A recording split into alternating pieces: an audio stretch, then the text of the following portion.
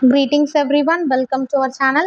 The video 10th standard first midterm test English model question paper பார்க்குறோம். இது once again already ஒரு question paper upload பண்ணியிருக்கோம். second model question paper. So ஒரு 5 to 6 district maths இங்கிலீஷ்லாம் வந்து ஏன்னா இங்கிலீஷை பொறுத்த வரைக்கும் ஜென்ரல் பார்ட் அதிகமாக இருக்கும். அதாவது synonyms, antonyms, book back, and then prepositional phrase, idioms and phrases, linkers, determiners, அடுத்து suffix, prefix, compound word, abbreviation இந்த மாதிரியான ஜென்ரல் பார்ட். அதுக்கு அடுத்தது பார்த்தீங்கன்னா ஹின்ஸ் டெவலப்மெண்ட். இதெல்லாம் நீங்கள் ரிப்பீட்டடாக எழுதி பார்க்கும்போது அந்த சென்டென்ஸ் ஃபார்மேஷன்லேருந்து எங்கெல்லாம் மிஸ்டேக் பண்ணுறீங்கன்றதை நீங்கள் வந்து கொஞ்சம் அனலைஸ் பண்ணிக்கலாம். நீங்கள் இந்த மாதிரி ரிவிஷன் பண்ணிங்கன்னா கொஷின் பேப்பர் ரிவிஷன் இங்கிலீஷ் மேக்ஸ்க்கெல்லாம் ரொம்பவும் ஹெல்ப்ஃபுல்லாக இருக்கும். சோஷியல் சயின்ஸ் எல்லாம் பார்த்தீங்கன்னா எது ரிப்பீட்டடாக கேட்குறாங்கன்ற ஒரு ஐடியா கிடைக்கும். ஸோ ஒரு சப்ஜெக்ட்டுமே நீங்கள் question paper revision is very very very important for all the students. சரிங்களா? நம்ம எந்த அளவுக்கு கொஷின் பேப்பர் ரிவிஷன் பண்ணுறோமோ அந்த அளவுக்கு நம்ம எக்ஸாமை வந்து ரொம்ப ஈஸியாக ஃபீல் பண்ணலாம். இதை ட்ரை பண்ணி பாருங்கள். ஒன்ஸ் நீங்கள் வந்து இந்த மாதிரி ஒரு ரிவிஷன் பண்ணிவிட்டு ட்ரை பண்ணி பாருங்கள். பிஃபோர் தட் இந்த வீடியோ வந்து உங்களுக்கு யூஸ்ஃபுல்லாக நீங்கள் ஃபீல் பண்ணிங்கன்னா ஜஸ்ட் ஒரு லைக் பண்ணுங்கள். கண்டிப்பாக எனக்கும் சப்போர்ட்டாக இருக்கும். உங்களுக்கும் நான் அடுத்தது இதே மாதிரி வீடியோ போடலான்ற ஒரு ஓவரால் மார்க்ஸ் பார்த்தீங்கன்னா 50 marks. Choose the appropriate synonyms. So first எப்போவுமே சினானிம்ஸ், ஆன்டனிம்ஸ். இதில் 1 மார்க்ஸ் பார்த்தீங்கன்னா 7 மார்க்ஸ் கேட்டிருக்காங்க. அதில் 2 சினானிம்ஸ், அடுத்தது 2 ஆன்டனிம்ஸ், அடுத்து ஃபார்ம் 2 + 2 4. ரிமைனிங் 3 பார்த்தீங்கன்னா ஜென்ரல் ப்ளூரல் ஃபார்ம் கேட்டிருக்காங்க ரேடியஸோடது. அடுத்தது அப்ரோப்ரியேட் மாடல்ஸ், ஆக்சிலரி மாடல்ஸ் இருக்கு இல்லையா அது.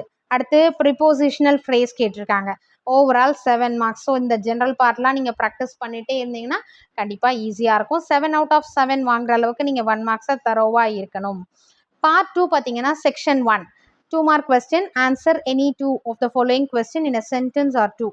இப்போது இதில் ப்ரோஸ்லேருந்து கொஷின்ஸ் கேட்டிருக்காங்க. 3 கொஷின்ஸ் கொடுத்துட்டு எனி 2 கேட்டிருக்காங்க. அந்த 2 கொஷின்ஸ் நீங்கள் கிளியராக வந்து இப்போது கொஷினுக்கு சைட் ஹெட்டிங் ஒன்று போட்டுக்கோங்க. 8th ஒன் பாருங்கள். why did the young bird utter a joyful scream அப்படின்னும் போது ஜஸ்ட் நீங்களாக போடுங்க. இந்த கொஷினில் இருக்கிறதே நீங்கள் வந்து ரொம்ப திங்க் பண்ணலாம் வேண்டாம். the young bird utter a joyful screamனு போட்டு அதுக்கு அடுத்தது ஆன்சரை ஸ்டார்ட் பண்ணிவிட்டு ஆன்சரை முடிங்க. ஓகேங்களா? அண்ட் தென் 8, 9, 10 இந்த 3 கொஷனில் எது கிளியராக தெரியுமோ அதை 2 கொஷின் சூஸ் பண்ணிக்கோங்க.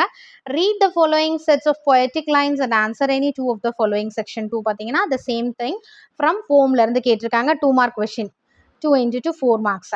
ஸோ இதுலேயும் 3 கொஷின்ஸ் கொடுத்துருக்காங்க. போம் லைன்ஸ் கொடுத்துட்டு அது ரிலேட்டடாக கொஷின் கேட்டிருக்காங்க. ஸோ ஆல்ரெடி நம்ம வந்து 10th ஸ்டாண்டர்ட் எல்லா சப்ஜெக்ட்டுமான ஃபர்ஸ்ட் மிட்டம் டெஸ்ட்டோட இம்பார்ட்டன்ட் கொஷின் வீடியோ அப்லோட் பண்ணியிருக்கோம்.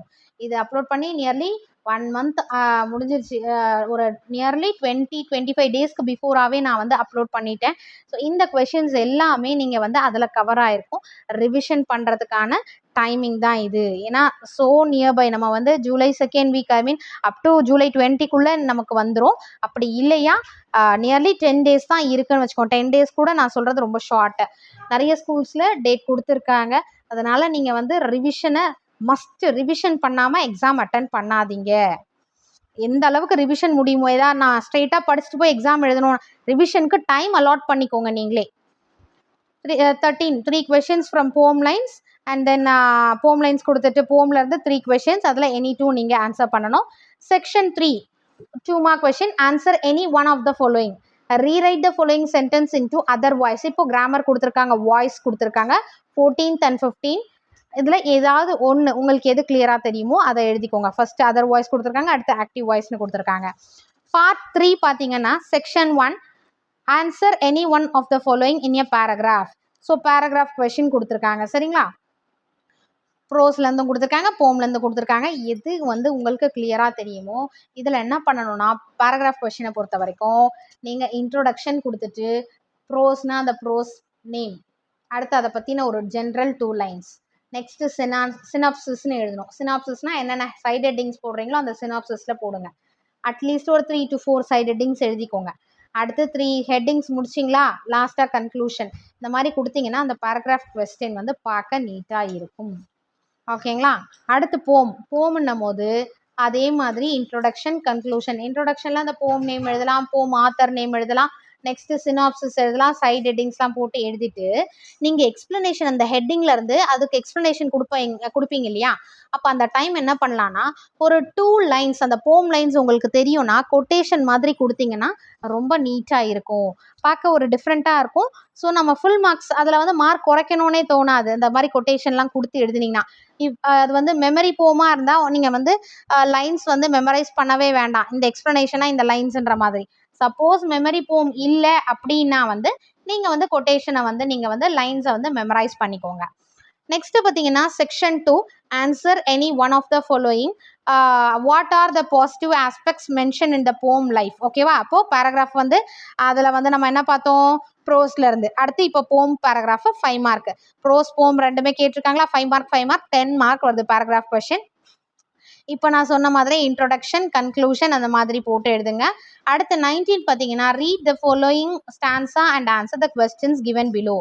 போம் லைன்ஸ் 4 லைன்ஸ் கொடுத்துட்டு அதோட அலிட்ரேட்டட் வேர்ட்ஸ் ஃபர்ஸ்ட் லைன்ல இருக்கக்கூடிய அலிட்ரேட்டட் கண்டிப்பாக ஈஸியாக alliterated words same letter starts with same letter. அடுத்து rhyming words, rhyming scheme, figure of speech. Figure of speech வந்து நம்ம புக் பேக் எக்ஸசைஸ் பார்க்கும் போதே இந்த போம் லைன்ஸ்க்கு இது ஃபிகர் ஆஃப் ஸ்பீச் நம்ம வந்து அந்த புக் பேக் எக்ஸசைஸ் வீடியோவில் நம்ம போட்டிருக்கோம்.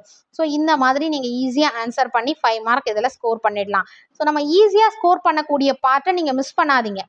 இது வந்து கம்பல்சரி இந்த மாதிரி பேட்டர்னில் கேட்பாங்க, அப்போ நம்ம இதை ஈஸியாக மார்க் ஸ்கோர் பண்ணலாம் அப்படின்னா அதை நீங்கள் படிச்சிருங்க. செக்ஷன் 3 பார்த்தீங்கன்னா rearrange the following sentences in coherent order. சப்ளிமெண்ட்ரியிலேருந்து கொடுத்துருக்காங்க. ஸோ அந்த ஸ்டோரி என்ன கண்டென்ட்ன்றது உங்களுக்கு தெரியும்.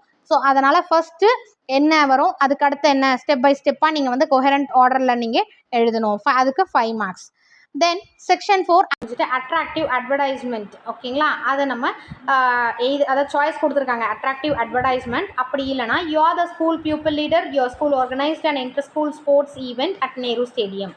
Write a report on the special events conducted in about 100 to 120 words. இது நமக்கு புக் பேக் எக்ஸசைஸில் இந்த இம்பார்ட்டன்ட் கொஷின் வீடியோவில் நம்ம இதை மென்ஷன் பண்ணியிருப்போம். ஸோ இது வந்து உங்களுக்கு கிளியராக தெரியும்னா இதை நீங்கள் ஈஸியாக அட்டன் பண்ணலாம். அப்படி இல்லையா அட்வர்டைஸ்மெண்ட் நீங்கள் வந்து ட்ராயிங்கு நல்லா வந்து டெக்கரேட் பண்ணுவீங்க அப்படின்னா அட்வர்டைஸ்மெண்ட் நீங்கள் வந்து சூஸ் பண்ணலாம். ஸோ எது கிளியராக தெரியுமோ அதை நீங்கள் சூஸ் பண்ணிக்கோங்க, ஏன்னா 5 marks. Then section 5 quote from the memory. So quote from memory வந்து கம்பல்சரி பார்ட்டு. மெமரி போமில் நமக்கு 5 out of எப்படி 1 மார்க் ப்ரிஃபரன்ஸ் நான் வந்து ஃபுல் மார்க் எடுக்கணும்னு சொல்லணும், த சேம் திங் மெமரி போமுக்கும். மெமரி போம்லேயும் 5 out of 5 வர அளவுக்கு நமக்கு போம் லைன் போம் நேம் எழுதணும். அடுத்து போம் லைன்ஸ் என்னென்ன கேட்டிருக்காங்க அந்த லைன்ஸ் எழுதிட்டு ஆத்தர் நேம் எழுதுங்க. After that, part 4, write a paragraph of about 150 words by developing the following hints. Hints development கொடுத்துருக்காங்க. இதுக்கு வந்து 2 into 4 equal to 8 marks. அடுத்தது 25th பார்த்தீங்கன்னா read the following paragraph and answer the questions below. See, read the questions. அதாவது இதில் நமக்கு வந்து hints developmentலேயே choice கொடுத்துருக்காங்க this or thatன்னு. ப்ராஸ்பெரோ ஒன்று வந்து டாக்டர் அசோக் அதை கொடுத்துருக்காங்களே அது. அடுத்தது பேராகிராஃப் கொடுத்துட்டு ஆன்சர் த பேராகிராஃப் ரிலேட்டடாக கொஷின்ஸ் கேட்டிருக்காங்க. ஸோ இதுவும் ரொம்ப ஈஸி. நமக்கு பேராகிராஃப்லேயே ஆன்சர் இருக்குது, ஆன்சரையும் கொடுத்துட்டாங்க கொஷினையும் கொடுத்துட்டாங்க. அப்போ நம்ம அதை பார்த்து எழுத வேண்டியதான், எங்கே இருக்குன்றத கிளியராக எழுதுங்க.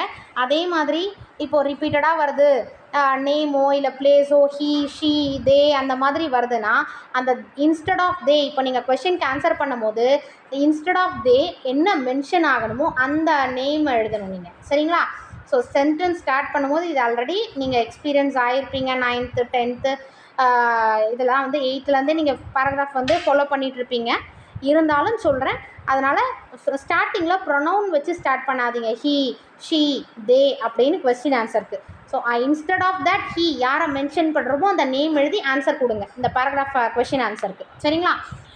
ப்ரெசன்டேஷன் நீட்டாக கொடுங்க, ஓவர் ரைட்டிங் வேண்டாம். இந்த வீடியோ உங்களுக்கு யூஸ்ஃபுல்லாக இருந்தால் லைக் பண்ணுங்கள். Thank you for your support. Thanks for watching.